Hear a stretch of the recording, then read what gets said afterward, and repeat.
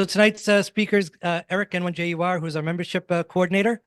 He's going to be giving us an update on the state of our membership, as well as some thoughts for upcoming club activities. So go ahead.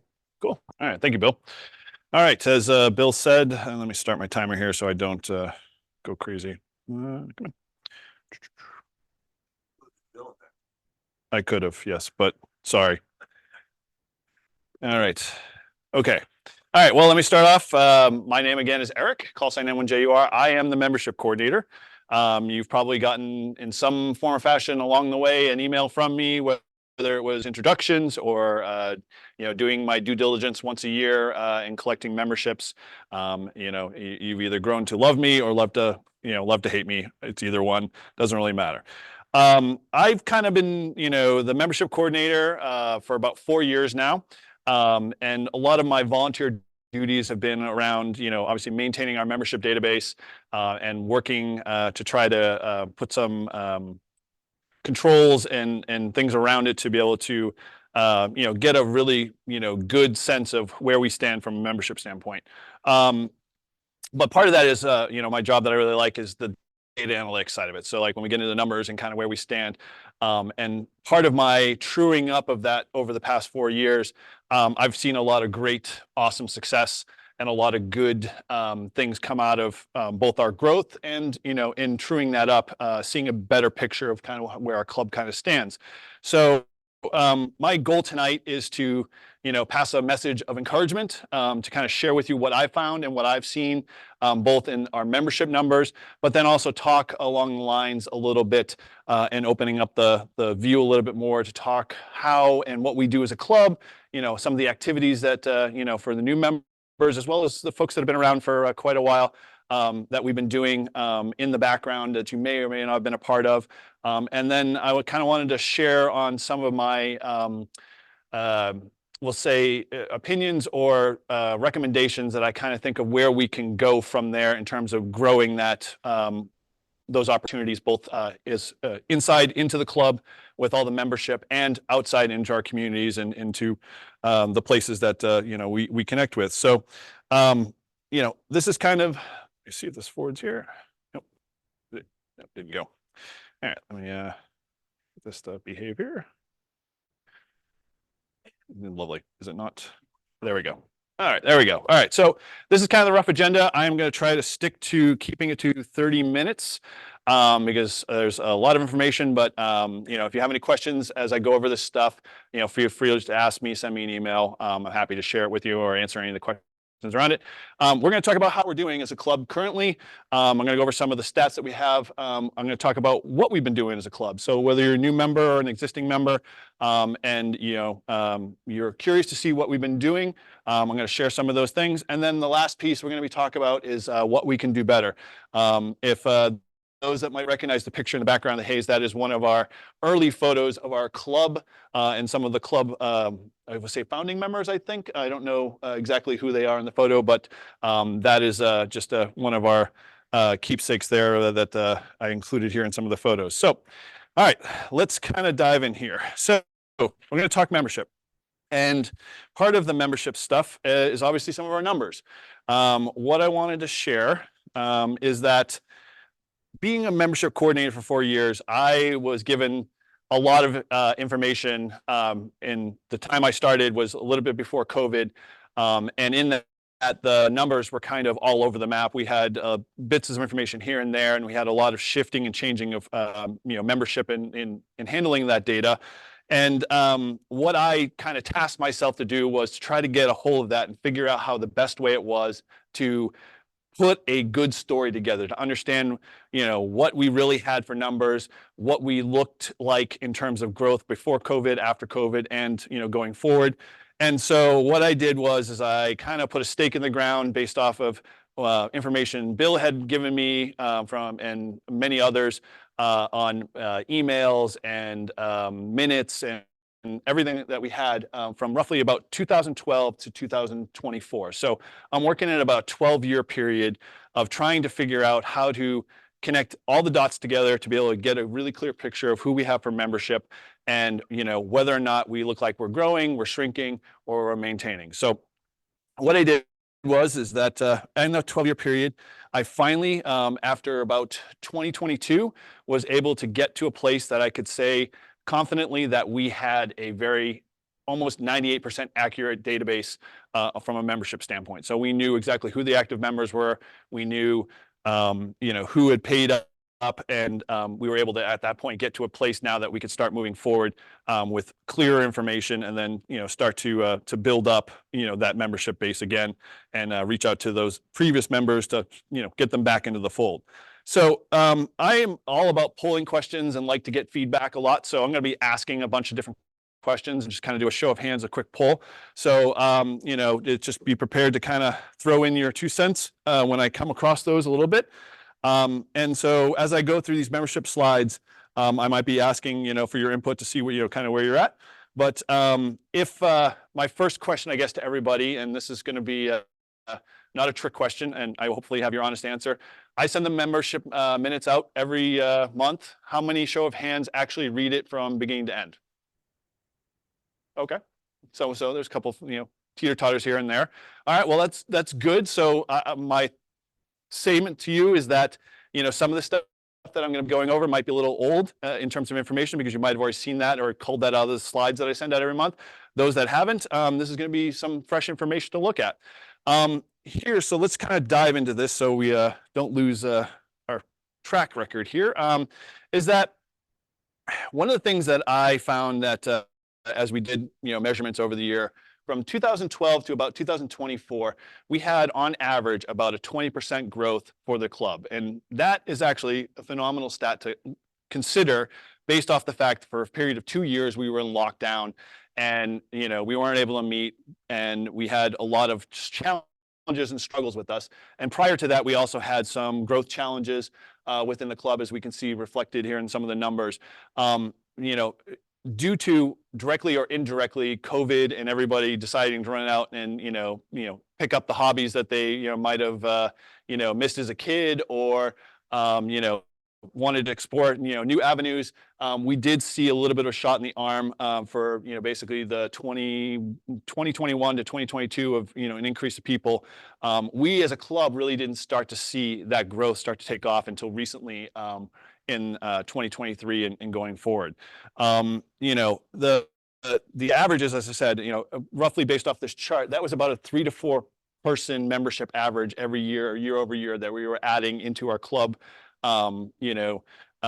roster here. But to give you a rough idea, from an explosive growth, we are now starting in this year, 2024, starting in January, we are seeing 3 to 4 members added every month. So we are increasing in numbers, which is an awesome testament to all of the stuff to you guys, and attracting, men and women and, youth into the club.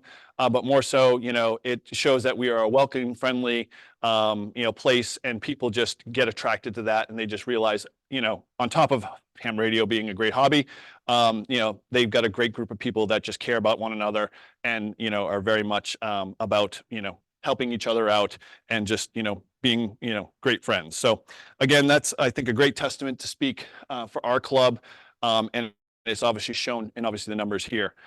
We got a couple other here stats real quick in terms of our breakdowns. And the reason why I post these is that we have a smaller membership of, breakdown in terms of our full to family. We have only about like 8 or 9 actual full family memberships. But in essence, a family membership for our club is basically one primary person and 4 others or 3 others, family members. So in essence, you're really getting additional members to that list that might be ham or non-ham alike. And actually, in that family membership, most of all the families that are in there have other additional hams in the family that have license. So it's definitely a good thing to see that we have a very, very small number of non-licensed hams in our club. Not that it's a bad thing, but in essence, it's just a testament to say that that definitely attracts like. One of our other breakdowns here, this is a more recent one and it continues to improve, is obviously our breakdown of license class. The reason why I have it here is that you'll see that we have a 50-20 split of extras to generals, but as I'm seeing more and more is that there are a lot more folks that are upgrading their licenses. We're seeing technicians go to generals, we're seeing generals go to extras, and that is just basically a testament because they're seeing the benefit of everybody else in the club having an excitement about the hobby, and they want that same excitement, and so they're realizing, hey, I need to go, get my exam, I need to go upgrade or whatever. And so, they're, making those steps, and those steps are just increasing the numbers. So again, like I said, that's a great testament to our club. And, I give you guys all the thanks for, stepping in, especially when I was a new member 4 years ago, and just welcome me in. And, I keep seeing that same thing over and over and over again. So keep it going, and, don't lose sight of that. All right, so moving along, some of our demographics. We cover 141 active members. That is our full roster as of April 1st. So that includes all the new members here tonight as well. And that actually spans 3 states. We have a number of club members in the Cape, Long Island, but more of them are spread across in a very wide berth, pretty much over central New Hampshire. So we cover areas as far as Windsor to Amherst to Lancaster to Hudson and so forth and so on. So we have a very big span of folks. We're not like a small little centralized club where we're just only like maybe a town or two. So we are definitely attracting people. They're coming, they're seeing the value in the club, and they're saying, yeah, I want to be a part of this, and being, getting actively involved in it. So, all right, what are the things I wanted to kind of dive into? And this is kind of what we're doing in the club. One of our great things we do is obviously the social aspect, and we all do that in a number of different ways. We have our Wednesday gatherings for morning for breakfast. We have our barn meetings on Saturdays. We do our club meetings like this format. And then we do several other activities along the way. One of the things that we really, a lot of the club members, myself included, really felt that, we needed to have that more accurate, consistent connection with one another. We were looking for ways outside of just the traditional ways of like doing email and texting, which in essence doesn't always help bring in a lot more other people. We were just deciding, okay, what can we build? What environment can we get together that would allow us to be able to just come together, share ideas, have a bunch of laughs, talk with one another anytime during the day. And so from that, people basically was like, oh, well, let's just do a Discord. And, he threw the Discord in the ring, and what ended up happening from it became this huge explosion of a bunch of different members and other people coming together and just sharing information and talking. So like where we have the same conversations with talking about, what antenna should I use? What's the best mobile? What HF gear should I get? All of that occurs on Discord and allows folks to be able to just share ideas and check in when they want to. It's not like a traditional message board. And so just a quick show of hands, how many people have either gotten on our Discord or, have been in Discord in general or know of Discord? Okay. Well, we're going to solve your problem in a second. Okay, so Discord itself, if you come from some technology in the early 80s, you might remember message boards, you might remember mail lists. Those used to be 2 technologies that you used to be able to communicate with one another on. 9 times out of 10, and in my experience with a mail list or, those types of message boards, is that you always had to constantly keep checking into them to figure out what was going on, to find the latest information, to do a search on, hey, I'm a new ham, what's the best antenna to buy? And, you get like the 55 other people saying, well, you should just look back, in the history or whatever, or go back to our email archive and search all that. Well, as a new ham, you don't always want to know that. You always want to be just told to go look at a manual. You want to be interactive, and you want to have that connection, and you want to just, get the answer and go out and then do a little bit more research. Well, Discord provides basically a text, a video, an audio component all under one roof, all categorized in a kind of neat and easy way. And so, if you have a desire to talk about Morse code, we have a channel that just dedicated to Morse code. It's all still under the same roof. If you want to just talk about rag chewing and just talk about, hey, latest, update on the weather or something like that, we have a channel for that. If you want to talk off, you have a couple of funny memes that you want to share with someone, throw it in the off-topic section. It's really just designed that you can jump in anytime during your day. It's got a mobile app, it's got a desktop app, it's got a browser app. It's very cross-platform. And it's just really designed to be able to just, you go in and do when you want. You can chime in on a topic if you want to. If you don't, if you want to throw out a question, you can feel free to do that. And it's just really a great way to just absorb information about our club, because again, it's specifically. And I'll just add this too. It's very highly searchable. Yes. The searching in it is actually very good. So if somebody was talking about a particular ICOM radio or something like that, you can search and you'll find references to past conversations going back, I believe, since the server was started. I think I've found Yeah. some pretty old stuff there, but yeah, I just wanted to mention that you can also easily search past stuff. There's a whole bunch of past stuff there. Yep, and I mean that's basically a testament to all the folks that have been contributing and helping to put into the stuff, and it's, and it's files and folders and everything of that nature. So it's in essence, you don't have to be sent somewhere else to go get that information. More than likely, it's probably on our Discord, and if you can't find it there, you can ask, and I guarantee anybody on that Discord is going to be as friendly as they are in this environment here, and they'll be like, oh yeah, hey, try this, and they'll be happy to respark that conversation because more than likely there's something they want to add to that a little later, or ran across something new. So obviously, I know Bill, and he and a few others have made a simple comment. We all like to minimize noise in our life. Discord is obviously going to be a noisy app if you don't know how to tune it and you don't know how to be able to turn off certain chats and stuff like that. So what I've done is I've heard your cries. I've created a video. And in that video, it's going to show you, one, how to set up Discord if you've never done it before. It's going to walk you through how to get into a Discord.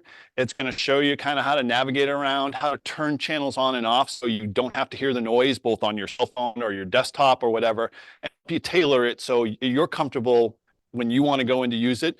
Or if you're the type you just want to hear everything and then dial it back later, you can do that. But the goal is basically it's a very simple way that in the middle of your day, if you're sitting in the doctor's office waiting for your appointment to come up, I always fire out Discord and I'm like, oh, well, who's made the last chat? And oh, I see Ryan's posted about his 705 again, and whatever. Or I've seen Tim talking about his replacing he's rebuilt CW key, or Ralph talking about his latest HT purchase, or that he's been talking to a bunch of guys about GMRS repeaters and that type of stuff. And so there's just conversations that are ham, non-ham, ham adjacent. That everything kind of is fair game. Obviously we just want to make sure that you're pleasant and you're cordial and you're willing to just work with other people and make the environment that great. But it's a great way to get plugged in, and I think it's one way that doesn't clog your inbox up, because we all have noisy email inboxes. This is just one way to be able to kind of help cut some of that noise out and still have you stay plugged in into the club. And we keep it updated often. So with that, we're going to kind of dive into Ken again, talking on what we're doing. We're going to go obviously talk a little bit about our field day. Obviously, summer field day, we already mentioned that, so I'm not going to mention last year's, but it was a great event. Our most recent one was winter field day. I want to thank a lot of guys and gals who came to this year's winter field day. Without you, it would have been a very lonely, environment for myself. But I've been doing field day for about 4 years, obviously summer, and right now 3 years with winter field day with this club. I want to thank obviously Tim and Paul, N1JUR used to be KFRTPY. Those are our two pioneers. Those guys toughed it out our very first year at the barn, staying overnight, and kind of set the bar high for all of us this year. And this year, everybody kind of stepped up and came. We had a CW station, we had two sideband stations, and a bunch of other guys brought their stuff, set it all up. We had a fun time hanging out, and we literally actually had two new hams, which they aren't here, Christine and Corey, come. They had just got their tickets, and we said, hey, come to field day. And I can't tell you how much my heart was just full of joy when she sat down with her daughter and they both made 10-meter contacts. She kind of was like overwhelmed and saw this is how amazing it was, walked away for 10 minutes, and you could see that by the time she walked to the fire, she couldn't stop to say, I don't want any more. She turned back around, went back in the tent, and operated another 10 more stations and kept going at it, because she just, had that pull that we all, love to have when, we did our first HF contact. We had a blast. We ended up having a couple of folks, Steve, W1BBW, he came and did satellite. That was an awesome experience, and I'm hoping he's going to come in Summerfield Day and do that. Mike, K1NGS, KC1NGS, and John, KB1ICL, both those guys are here. They all came out, set up their tents and did operations, and Tim did phenomenal with CW. I thank you for lifting that side of the mantle up, because I just don't have the focus on it right now. So you represented CW well. You actually did very well this year too, as well, in terms of the numbers. So once I get those back, I think they should be posted soon. You can check those out. But our field days have been a great experience. And again, the same thing goes with our summer field days. And again, that's always a testament to what you guys do for this club and the friendships and the relationships you're building. And you're doing it within the confines of ham radio. And, you know, just the support is just phenomenal. So, you know, again, I'm just excited to constantly say that over and over again. So the other things we're doing, community outreach and education. This kind of started very early on for us. Tom had an opportunity with the CTE group at Milford High School. And from that, we've just kind of been light on fire, and we've been, you know, doing it. You know, this is our second year that we've done it. It's been a phenomenal experience to be able to just share ham radio with a bunch of students, their parents, and other adults, and have them come up to the table and ask what we're doing and why we're doing it. And then more so have them recall childhood memories of like, oh, I remember, you know, I used to do ham radio when I was in high school. Or, you know, I really want to get my license. You know, what can I do to be able to get that? And all those questions. You know, this year, again, we stepped up again. Tom said yes to them for us to come in, and we all came in like gangbusters. And Tim did a phenomenal job with learn your name in Morse code. I can't tell you what a better way to draw kids in than show them a technology they've never seen before and whatsoever, and then have them learn how to do it. He was the big hit there. Parents and kids were like, oh, you know, wearing their name tags with their, you know, spelled out in Morse code. All of that said, because, you know, you guys took the time to be able to find ways to be able to show people how to do our hobby that we all love to do. You know, we've taken it to the streets, as they say. So I want to encourage you guys to say that, you know, we should continue to do that. We should continue to find ways, and we should always continue to, you know, look for opportunities that we can, you know, just profess ham radio and just get it back out in the public. These are our latest events, obviously, that we've done. It's just a small list, and that list is going to continue to grow. The last two, the Lurgio Middle School was a joint effort between Tom and, why am I drawing a blank? John. Yeah, they put together a GMRS repeater for their school, you know, radio system, and stepped up with that, which is basically was kind of the impetus to get us into the CTE, you know, kind of areas. And then that just blossomed into helping, you know, Paul, N1OG, who we worked with the VFW. We went over to the Merrimack Winter Carnival. Howard and a bunch of other people were all there. And there was just people coming up all the time saying, oh, hey, we're getting our license soon. We're studying for this. You know, we didn't even know this existed. We didn't even know these clubs were there. And they were all excited, and they all left. And we were just giving them materials to, you know, help them along and, you know, say, hey, you know, go check out our website. Go talk to these people. You know, this is where you can get this information, and really just kind of build an excitement and encouragement. And, you know, I've heard from a few of those people after the fact, sending emails saying, you know, hey, I'm glad you know, let us know about this information. I'm glad you continue to be present there in the environment. So that's an encouragement to me, but I'm just passing that same encouragement on to say, you know, let's keep that fire going. Let's keep, you know, the ball rolling on that. All right, so, all right, let's talk about some of our nets. I mean, this has been a phenomenal thing. Tim and I kind of had about 2 years ago sat down, and I keep mentioning Tim, but, you know, not that I'm trying to, you know, section him out here, but he's been kind of instrumental in this process. We've been doing our nightly nets for quite a while. I don't know exactly. 4 years? Okay, so 4 years. So we've done it 4 years solid, day in, day out, with a few breaks, you know, for other activities and whatever, or holidays. But in that time frame, Tim and I were like, well, you know, what does the numbers look like? You know, how are we doing? Are we faring good? Are the nets depleting? Are they getting stronger? So forth and so on. So Tim's like, you know, maybe we should put some stats together. I'm like, okay, cool. I love numbers. I love being able to put that stuff together. So, you know, he has been super diligent. I mean, like almost religiously to a fault, tracking every day of every net, of every number for the whole entire year of 2023. And so these are his fruits of his stats. So just to kind of give you a little, you know, idea, we had a number of kind of record moments. And so for our nets in general, they're basically, for those that have been on one, and actually everyone pretty much here has been on our net in some form or fashion, 7 days a week, basically for about a half an hour, 40 minutes. run by a great group of NCOs, and there are a bunch here in this group that have helped, countless hours and countless volunteers' time. So I appreciate all you guys doing what you do.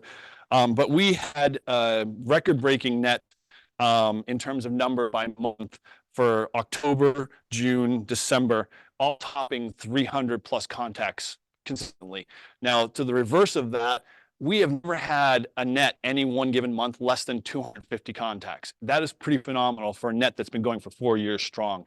And I can only imagine if that was already the numbers just for 2023, what 2024 is going to look like, and the previous years before that. I wish, we were able to capture some of that stuff. But this is just a testament to everybody just being part of the community, part of, just sharing their days, whether they're just, simple like, hey, I'm checking in, or, yeah, or Jean's, memes, or talking about her chickens, or whatever be the case. You all know what that's about. Yes. And then in our Saturday nets, between Bill and Tom doing the alternates on those days, making those nets a little bit more interesting with their typical question of the evenings. Some of those are like, and Tim's tracked that too, which I was totally blown away by. Things like, do you like chunky or creamy peanut butter? What was your farthest HF contact? Have you ever been in the eye of a hurricane? And my last two favorite ones, have you ever caused interference? No, never. And then my favorite one, Tales from the Dump, brought to you by Tom. So, we've had an awesome opportunity to be able to share great stories and have good memories in that sense. And I, again, encourage you guys to keep the pace and doing it. And then, we have Todd doing the Sunday night reverse check-ins, which kind of throw everybody a loop if they're all used to being the first in the list, and me being an end call, I was always at the bottom. So I always loved those Sunday nights when I got a chance to check in. And so I'll send out obviously a thank you from myself here to all the NCO team. And if I did miss one, please let me know. But John, Todd, Tim, Bob, and John, right? I got all those guys? Okay, cool. So yeah, if you're interested, like, again, oh yeah, well, yes, and Bill, my mistake. I did miss one. So if you're new to the club, here's a great opportunity to try out being an NCO. These guys, they will walk side by side with you. Go ahead. Yes, it means net control operator. Sorry. But I'm not from the military, so so I will definitely thank you for the clarification. So they will train you, they will show you how to do it, they'll walk alongside you and help you get to a place that you're confident, you're comfortable, and the nets are a great place to kind of start that stuff. So and just to echo that or add to that real quickly, John, K1XF, he was doing it night after night for a long time. Yes, he deserves some applause for sure. Years. And some of us have started come in, and some of us have taken dedicated nights, or on weekends we rotate a little bit. But to Eric's point, if you ever want to run a net, don't think that that you can't, or like these nets, like people holding on to them real tight. If you ever want to do a net on a Saturday night that I'm scheduled, feel free. And if you need help running or whatever, I can assist. But if you ever checked into one of our nets, we're a pretty informal net. We're directed but informal. It's but yeah, I do want to recognize that. Yeah, John, almost 2 years, I think, straight before we started getting some relief, and then but now we got a nice rotation. Now he's down 2 nights a week, and I'm sure if someone wants him one night, he'll be happy to do it one night. Yeah, forgo that for a little too. But yeah. Yeah, so all of those guys and folks have done a great job, and I appreciate all you guys for all the work you guys do night after night, and month after month. So, and Tim for obviously spending all the time with the stats, and he's following in 2024. So if you're interested in stats tracking, come see me, and we'll see if we can get roped in on that and help you do some of the stat tracking. All right, so let's keep plugging away here. We're going to talk a little bit about the website. So what we are doing, obviously everyone's been to gsar.org in some form or fashion. 1 year ago, almost to the date, we all have voted as a club to overhaul our website and basically put a we'll say a new coat of paint, but then restructure a lot of our stuff so we could reach, new members and new people looking to maybe, get in the ham radio hobby and kind of put together a more unified message. So what I wanted to do is share some of those stats a little bit. So a lot of times when, clubs in general, other organizations kind of build a website, they're like, oh, go build a website, make it look pretty and everything else like that. But then they're like, well, did our investment really pay off? I've got some numbers to actually show that the money that we invested, the time and all the volunteers hours to put and build it together has paid off in the long run. And it's continuing to get better and better over year. This is just the stats for the 2023 year. So we just look at a couple of numbers here. We had over 919 unique visits to our website. Now that might be a small number in the general of a large scheme of the internet, but to give you a rough idea, the standard average for a website in terms of your demographic area and being in a niche area is less than 250 visits. Sometimes it's even less than sub 100. So if you're not doing like a major marketing push and spending a lot of dollars, it's very tough to be able to get yourself recognized on the big interwebs. You can get lost very fast. So that is a great testament that just the content, the information that we put together, the message that we're driving forward is attracting people and keeping people sticking around. Now from that, you've got these other numbers that may or may not mean anything to you, but in terms of visits, 2.4K is a phenomenal number. That basically means that's how many people have gone to our site and have viewed more than one page on our site. They've not like basically clicked on a link, said, oh, no, I don't want to go here, I'm going to go somewhere else. They've stayed. They became sticky. They want to know more information. They're looking at information. They're hungry for stuff, and they're looking at the club, and they're watching videos. They're watching, checking out photos and talking about other stuff. The other big sticky number that is always in, because I do a lot of this for my line of work, is that your page average, 96 seconds. Doesn't mean a whole lot, but how many times people do a Google search, click on the first link and go, nope, that's not what I want, and click back. That is maybe a millisecond, maybe 2 milliseconds max in terms of that time that you've basically spent going back and forth.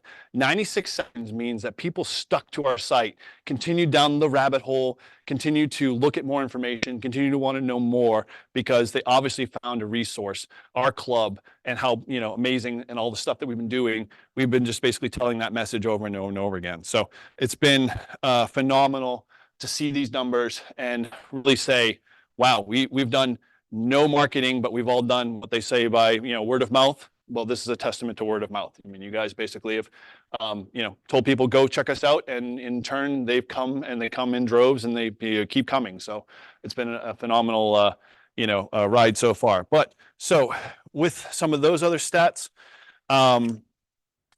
we've got locations. So a lot of people think, oh, we're such a niche site. We're just a small ham radio site in the middle of New Hampshire. How many people are really going to come check us out?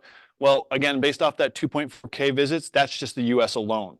That means we are getting people, if we look in the gray area map, you can see obviously our state is the highlighted one, but everything in the light gray is a visitor or multiple visitors. People from all of the United States are looking at us, finding information, trying, and learning more from us, and maybe even in essence, looking at us as a great model and copying it for their website. So in essence, we might, be helping out others, and we're growing at the same time. They're also learning from us.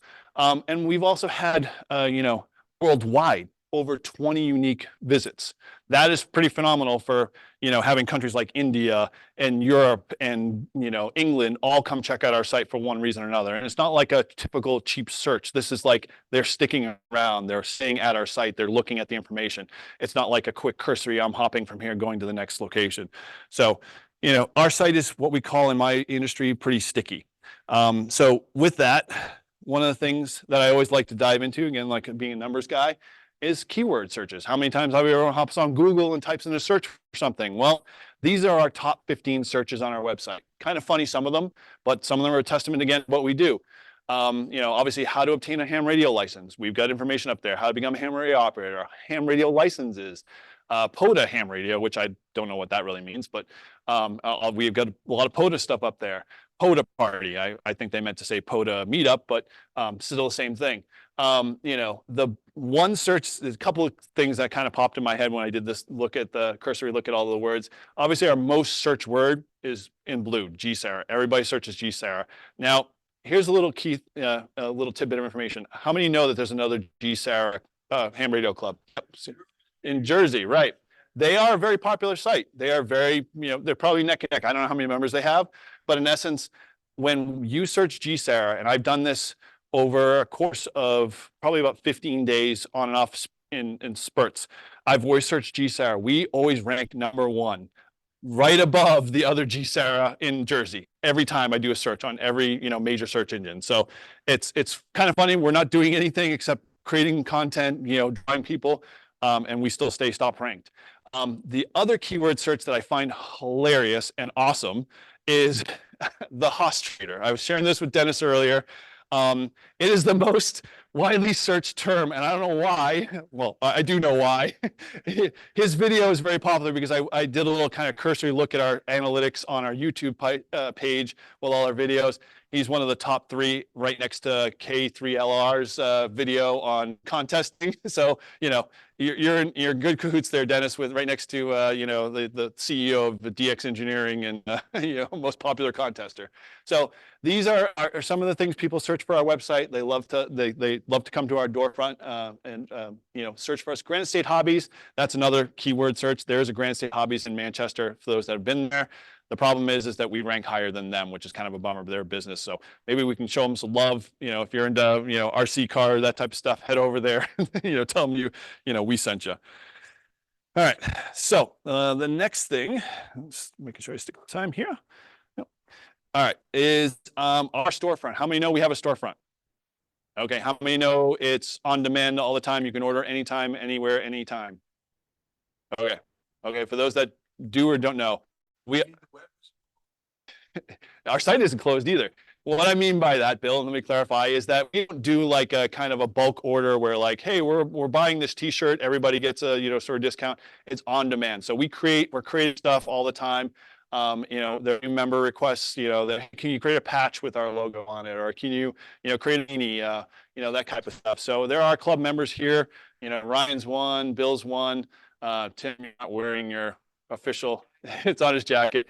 There are a great amount of stuff there. So if you want to wear our club proudly, and I recommend it because it's just a cool club to be part of, head on up there. You can buy all that stuff. Again, all of the funds to that, after we paid for the materials and stuff like that, go right back to the club. Just alone, since we've launched the site, we've raised about $351 from all the guys' stuff purchased in the club. So that's just goes right back into our savings account, and we can use it for other activities in the club. And it's just definitely a great, message. Kind of forwarding through here because I want to stick to time because the janitor wants to get out of here at 9. We do live fox hunts. Yes. Yeah.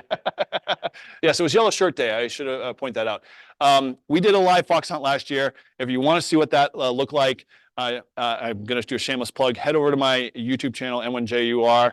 There's a video over there. Fox hunt. My daughter and her 3 friends were the live foxes. They went out, and everybody was sent out to go find them in Bedford. It was a blast, and we put together a little quick video on that. We are going to continue to do that going forward. So there'll be more of that going on in the spring, summer, and fall. So if you're interested in being in that fox kind of approach and you like to do that stuff, come see me, because I'm always looking for people to kind of help make this a little bit better and improve on it as we go along. Yes, we will. And so that's why I need more people. What other things we're doing in the club? Well, what's on your workbench? There's a bunch of guys, gals in the group that did our first battery build. Again, this is up on our website. You can check out more on this. We did a recording of it, of everybody doing the battery build. We've got another one scheduled in April. Again, it's a fox hunt attenuator in preparation for the fox hunt. The goal with this is that those guys, everybody who likes to do build kits, this is a great way to do it. You can do it right from your home bench. If you've got a webcam, great. If you don't, we can show you how to get set up with one so you can kind of be part of the fun on the Zoom chat. But it's really just designed because we don't have a club space per se that we can call our own, that we can just set up and stay, there. We've got to come up with other ways to do that. And so this is one way we're doing it. And I'm right now toying with the idea of keeping this going, but we usually do this during the winter time when all of us are dormant inside. If there's more of a desire and people want to keep doing build kits over the summertime, we can schedule one a month for those that might want to do it and put that together. So come see me, and I'm glad to kind of help you kind of move a little forward with this. Obviously, we talked about the POTA meetup. I'm not going to get too much into this.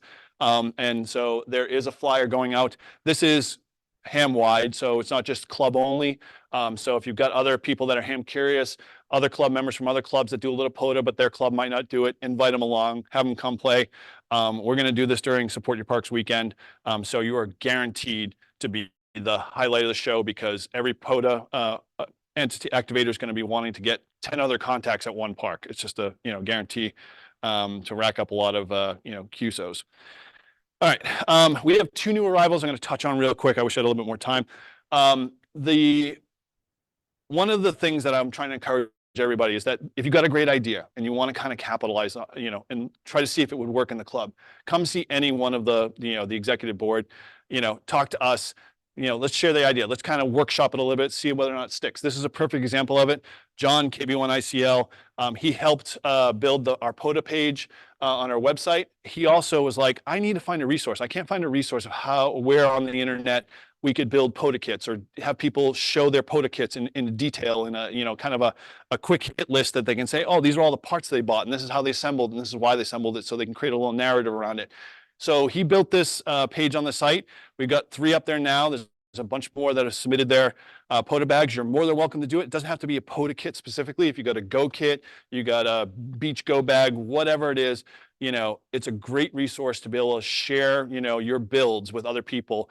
And, it's just something he started now. And so he's just going to continue to move forward with that. And so if you're interested in doing that, come see me, or just go up to the website, What's in Your POTA Kits, Ori under the POTA page, and you can, learn more on that. And this new one, Tim has done Code Buddies.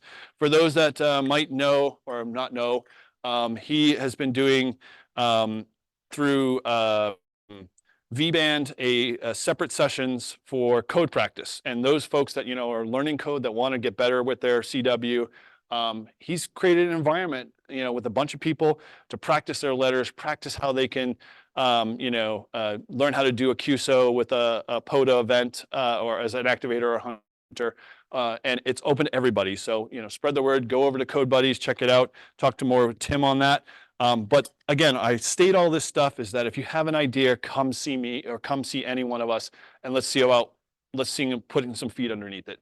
I'm going to fly through this really quickly. So I want to stick to time. I want to talk a little bit about club culture. So one of the things that we obviously want to improve on, continue to look at, is our club format. I mean, obviously we're very welcome, and I'm starting to see more of the encouragement to reaching out to new people that come in our midst and just being open and friendly.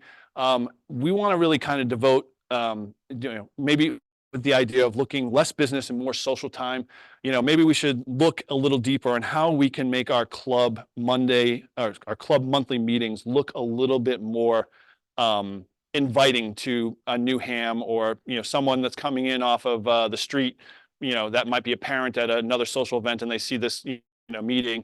How do we kind of strike that delicate balance where we don't do too much business and have a rigid structure, but create a social environment where all of us can share ideas and continue to have the conversations, not feel like we're rushed all the time to be able to get out, and we can minimize some of our speakers a little bit more so they stick to a better time frame. But I could talk more about this in detail, and I do definitely think it's an issue that we should probably have some dialogue on. So I'd say let's take it to the Discord if you're interested in doing that. We can talk a little bit more about what we can do and toss those ideas around. And that kind of also encompasses how do the public find about us? When they come up the driveway, do they see signage that says, "Hey, Ham Club meets here," or do they see signage to how to get in the building? That kind of things. I'm trying to plant those ideas to say, how can we become more welcoming and inviting than we already are now to the public that might want to be, hey, what's going on in the library every month, once a month, or even like a teacher or the school hears about what we do. We should be willing to extend ourselves out to say, hey, how can we partner with you and do more of that? So just planting those seeds a little bit. Obviously, youth and community outreach. Community outreach, we talked a lot about already. We've got some areas that we're starting to work in. Mike, who was here earlier, has opened some doors and communications with me to talk on the 4-H fairs. So if you're interested in that areas and you want to kind of help out, whatever their needs are in introducing ham radio, come see me and we'll plug in and we'll have conversations around that. We obviously doing a lot more local events. there's events that happen in Amherst that I've been to that I've been like, why don't we have a ham radio presence here? Why don't we just do a special event station? Or why don't we do some fun activity like Tim's Morse code thing to all of the parents that have kids coming through, the Amherst Christmas Festival is an example that kind of comes to mind. Why aren't we there? Why aren't we just, being a club and being present in our community and helping them any which way, whether it's through, communications for road races or communications for emergency communications, whatever be the case, just finding those opportunities and plugging into that. The big thing that I really am like wanting to push more in this year and next year and going forward is youth. I mean, we are on the inside, guys. We are in a high school right now. We should be doing, we should be trying to start making inroads, which is very tough in the school systems. And everybody knows as a parent how difficult that is more now than it was in the past. But we should start, considering where we can start to help out, where we can start to introduce ham radio in the STEM and that type of stuff. And really plug in, because my story, and I can't really share it. I grew up in Westford, and I got my ticket. And the first thing our ham radio club did was basically find a bunch of other high school kids that were going to the club meeting and said, hey, we're going to put a ham radio, set up in the school. Who should we talk to?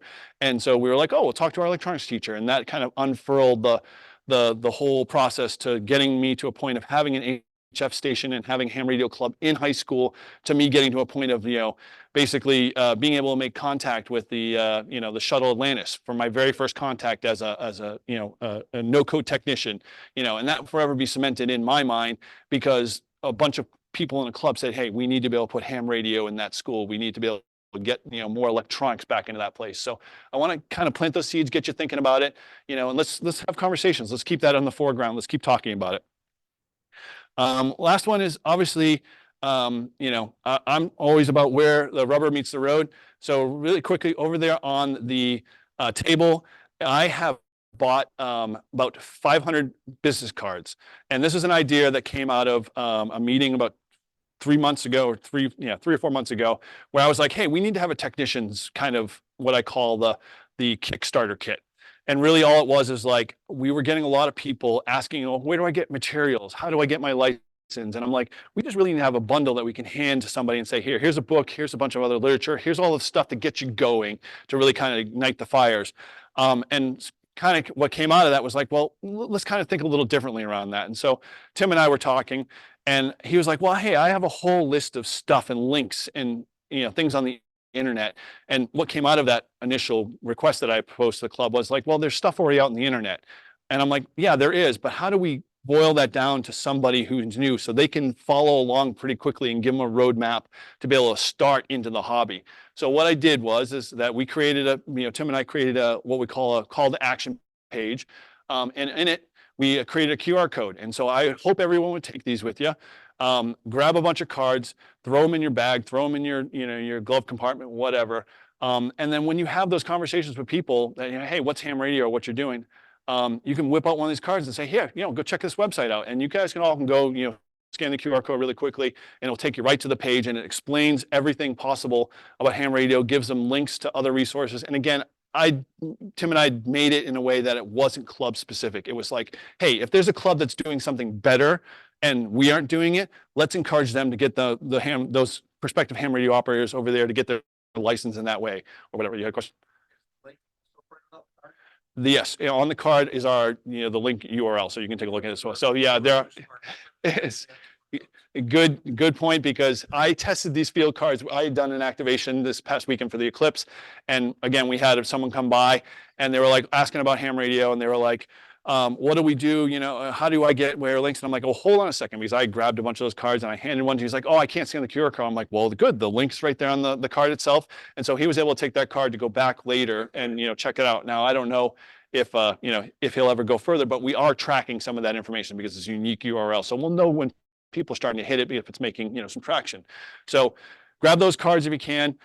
Again, I bought them because I wanted something that people could take with them. So whether you do POTA activations, you're out and about, people are seeing you on your radios, that type of stuff, that card's a great way to be able to just pass them off to them and say, go check it out. All right. So we're not going to talk so much about this. This is a partnering slide. We've already touched on some of these points here, but again, I'll post all of these slides on Discord. So if you want to go back and look at them, we'll create a thread in there, and we can talk more about this stuff, because I want to have open dialogue. I want to be able to encourage you guys and gals to be able to just come up with the ideas that you might have been tossing around your head thinking, oh, that'd be a great thing, but oh, I don't think our club will do that. Well, let's try to open those opportunities up to really just see what we can do as a club to be able to expand and grow and go from there. So 2 minutes over. Actually 10 minutes over because I ran too far, but thank you. Does anyone have any quick questions for Eric? Because we are a little bit just on time for getting the library available. Oof, it's not good. Yeah, I see one over there. I'll walk.